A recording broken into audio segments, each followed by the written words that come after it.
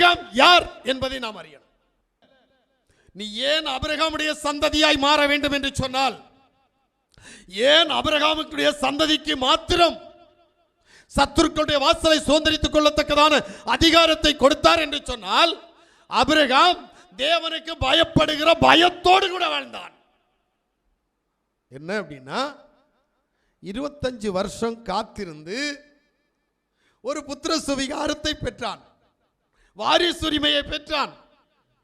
தேவன் அவனை பரிசோதித்து பார்க்கும்படியாக அவனுடைய பிள்ளையை பலியிட சொன்னார்.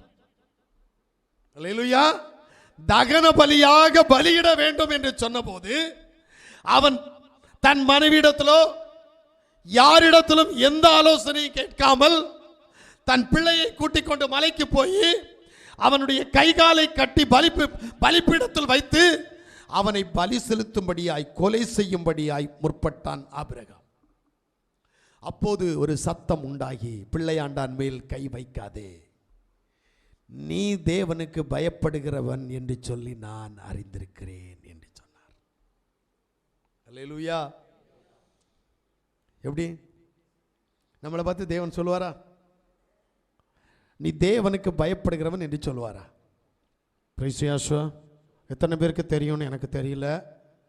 வலி வந்த புண்ணை மீண்டும் வலி உண்டாக்க வேண்டும், ஏனென்றால் அப்பதான் அது குணமடையும். என்ன அப்படின்னா, கொஞ்சம் பஞ்சை கையில் எடுப்பாங்க, கையில் எடுக்க மாட்டாங்க. அப்போது நான் மாற்றி சொல்லிட்டேன். கத்திரிக்கோலை கையில் எடுப்பாங்க. கத்திரிக்கோலை என்ன செய்வாங்கன்னா பஞ்சை எடுப்பாங்க. பஞ்சை ஏதோ ஒன்றில் தொடுவாங்க. அது உனக்கு தான் தெரியும், எனக்கு தெரியாது. தொட்டுட்டு என்ன செய்வாங்க தெரியுமா? அந்த புண்ணு வலியோடு இருக்கிற அந்த புண்ணை அம்மா ஒரு பாடுபடுத்துவாங்க தெரியுமா? உயிரோடு இருக்கிறவன் சாகணும்னு நினைப்பான். அந்த அளவுக்கு வலியை உண்டாக்குவாங்க. எதுக்கு? அந்த புண்ணு சுத்தமாகணுமா, அதில் எந்த விதமான கேடுகளும் இருக்கக்கூடாது, எல்லாவற்றையும் எடுக்கணும் என்பதற்காக. எடுத்துட்டு அதுக்கு பிறகு ஒரு டெட்டாலோ வேவாத வாலையோ எதையோ ஒன்று போடுவாங்க பாருங்க. அது எரிஞ்சு என்ன பாடுபடும் தெரியுமா? அதுக்கு பிறகுதான் மருந்து வைப்பாங்க. அதில் பழுப்பு இருந்துச்சுன்னா இருக்கிறவன் செத்தான். பிதிக்கி கை வச்சா பிதுக்குவாங்க, கத்திரிக்கோல் வச்சு பிதுக்குவாங்கப்பா. ஆனா சத்தியத்தை மட்டும் சரியா சொன்னா, எச்சரிப்பின் சத்தத்தை மட்டும் சரியா கொடுத்தா, இன்னைக்கு எல்லாருக்கும் மைண்ட் மாறுது. இவர் சொல்ல வேண்டியதை மட்டும் தானே சொல்லணும், ஏன் தேவையில்லாததெல்லாம் சொல்லிட்டு போறார்? எனக்கு 7வது வசனம் ஒன்று இருக்குது. அந்த வசனத்தின்படி தான் என்னை அழைத்தார். ஒன்னை அழைச்சாரோ அழைக்கலையோ எனக்கு தெரியாது. என்னை அழைத்த தேவன் கலக வீட்டார் கேட்டாலும் சரி, கேட்காமல் போனாலும் சரி, அவன் உன்னை பத்தி என்ன சொன்னாலும் சரி, கவலைப்படாத. அவனை சபிச்சாலும் பரவாயில்ல, அவன் ஆசீர்வதிச்சாலும் பரவாயில்ல, நீ கலகக்காரன் ஆகாதபடிக்கு எச்சரிப்பின் சத்தத்தை கொடு என்று சொன்னார். அல்லேலூயா. நல்லா புரிஞ்சுடுங்க. எச்சரிப்பின் சத்தம் கொடுக்கல அப்படின்னா அவன் தேவனுடைய ஆசாரியன் அல்ல. அல்லேலூயா. அவன் தேவனுடைய வாய் அல்ல. நான் தேவனுடைய வாயாய் இருக்கும்படியாக என் வாயை அசைத்துக் கொண்டிருக்கிறேன். அல்லேலூயா. அவருடைய மனவிருப்பம் நிறைவேறத்தக்கதாக. அதனால தான் சொல்றேன், நீ சத்துருடைய வாசலை சுதந்தரித்துக் கொள்றையோ கொள்ளாம போறியோ அது ஓம்பாடு. உன் பிள்ளை, உன் கற்பத்தின் கரி சத்துருடைய வாசலை சுதந்தரித்துக் கொள்ள நீ யாவுக்கு பயப்படுகிற பயத்தை உண்டாக்கணும். உன் பிள்ளை நல்லா இருக்கணும் அப்படின்னா வேதம் சொல்லுது, நீ யாவுக்கு பயப்படுகிற பயத்தில் இருக்கணும். யாவுக்கு பயப்படுகிற பயம் உன்கிட்ட இருக்கா? எங்க இருக்குது? ஆமென். தேவன் சொல்றார், எனக்கு பயப்படுகிறவன் ஆபிரகாமாக இருந்தால் அவன் 25 வருடங்கள் காத்திருந்து பெற்றெடுத்த பிள்ளையை நான் கேட்கிற போது எனக்கு கொடுப்பான். அவன் கொடுக்கிறவனாக இருந்தால் எனக்கு பயப்படுகிறவன். இப்படி நான் சொன்னா என்ன விடுவீங்களா? அவர் சொன்னதுனால ரைட்டுங்க, என்ன நீங்க விடுவீங்களா? பிரைஸ் யாசுவா. என் தேவன் உங்ககிட்ட கேட்கிறது தான். கண் உனக்கு இடரலா இருந்தால் கண்ணை பிடுங்கி போடு. கை உனக்கு இடறலா இருந்தால் கையை தகர்த்தெறி. கண்ணில்லாத ஒரு கண்ணில்லாத குருடனாய் என்னை சேவித்து வா. கையில்லாத முடவனாய் என்னை சேவித்து வா. கால் இல்லாத முடவனாய் என்னை சேவி. பிரச்சனை இல்லை. ஆனா அது உனக்கு இடறல் உண்டாக்குகிறது என்று சொன்னால் அதை தகர்த்தெறிந்து விடு. ஐயோ என் புருஷன் பாவம், எனக்கு இடறலா இருக்கிறான், என்ன பண்றது? முடியாது. என் பொண்டாட்டி பாவம், எனக்கு இடறலா இருக்கிறா, என்ன பண்றது? முடியாது. வேதம் சொல்லுது, இடறலா இருக்கிற எல்லாவற்றையும் தகர்த்தெறி.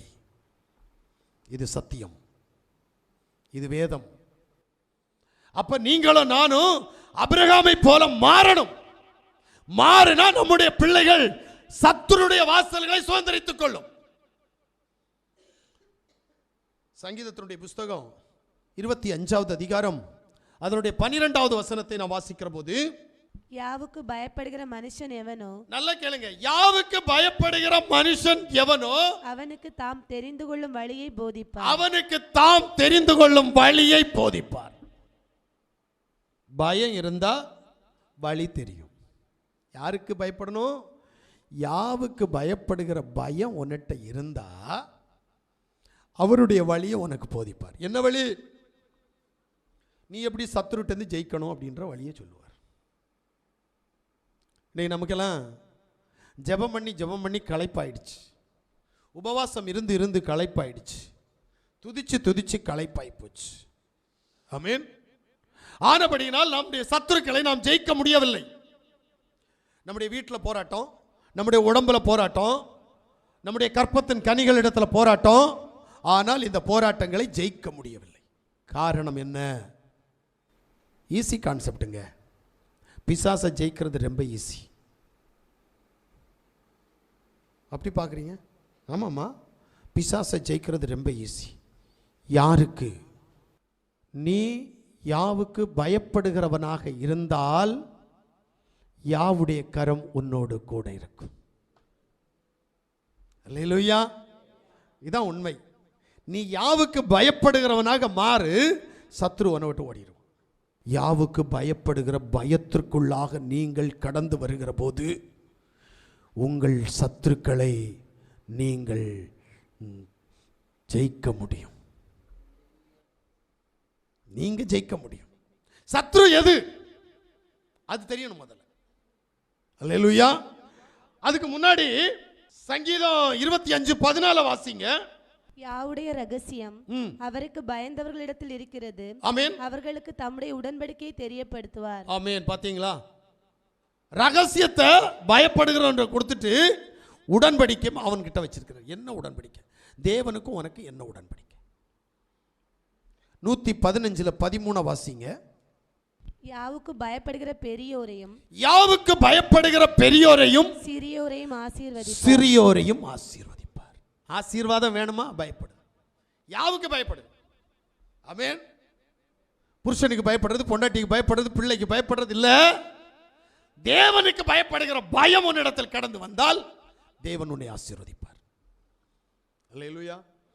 யாவுடைய சத்தத்தை கேட்டுக்கொண்டிருக்கிற யாவுடைய பிள்ளைகளே, நீங்கள் அவருக்கு பயப்படுகிற பயம் உங்களுக்கு வேண்டும். ஏனென்றால் ஆபிரகாம் யாவுக்கு பயந்தான். ஆனபடியினால் அவனையும் அவன் சந்ததியை ஆசீர்வதித்தான்.